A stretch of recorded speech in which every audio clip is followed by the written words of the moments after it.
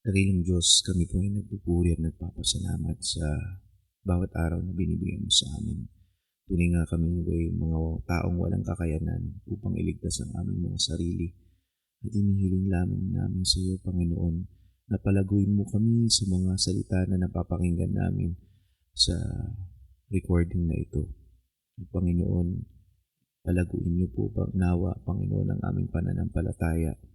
At humihingi rin kami, Panginoon, ng tulong sa bawat problema at suliranin na aming inaagam-agam, Panginoon, upang ikaw lamang ang mabigyan namin ng kalwalatian. Sa ngalan ng iyong bugtong na anak na si Jesucristo. Amen. Mateo 5, versikulo 17 hanggang 26. Katuruan tungkol sa kautusan. Huwag ninyong akalaing naparito ako upang ipawalang bisa ang kautusan at ang mga propeta. Naparito ako hindi upang ipawalang bisa ang mga iyon, kundi upang tuparin. Tandaan ninyo, maglalaho ang langit at ang lupa, ngunit ni isang tuldok o kudlit man ng kautusan ay di mawawalan ng bisa hanggat hindi natutupad ang lahat. Kaya't sino mang magpawalang bisa sa kaliit-liitang bahagi nito at magturo ng gayon sa mga tao ay magiging pinakamababa sa kaharian ng langit. Ngunit ang sumusunod sa kautusan at nagtuturo sa mga tao na tuparin iyon ay magiging dakila sa kaharian ng langit.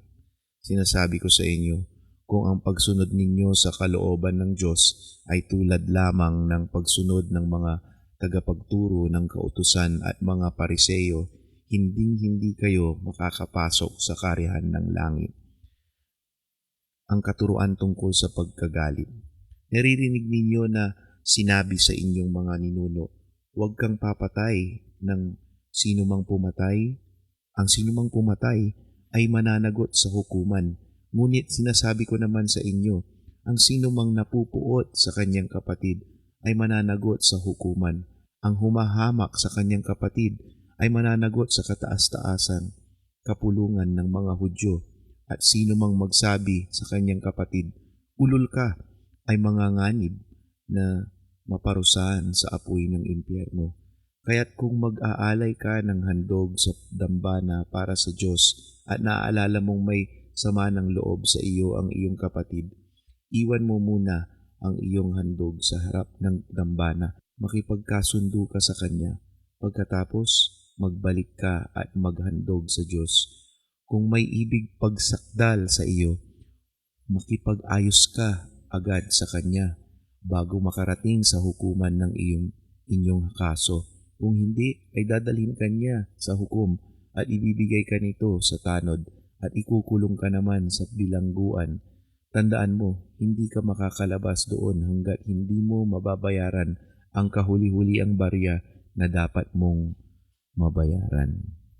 Dito sa ating narinig ay makikita na natin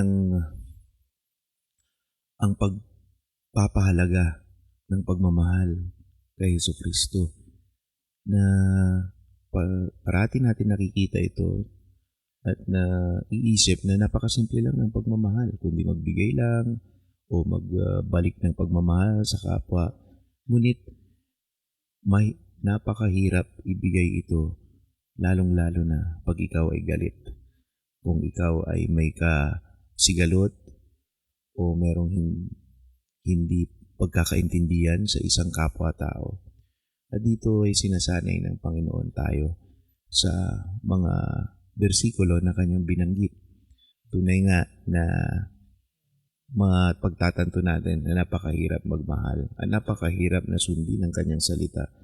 Pero napaka-importante din na tandaan natin na siya ang magbibigay sa atin ng kakayanan upang paano tayo magmahal. So sa bawat araw-araw na paggising natin, pakiisipin natin na at hingin natin sa ating Diyos na tagapagligtas ang kakayanang iyon. Purihin ng Panginoon.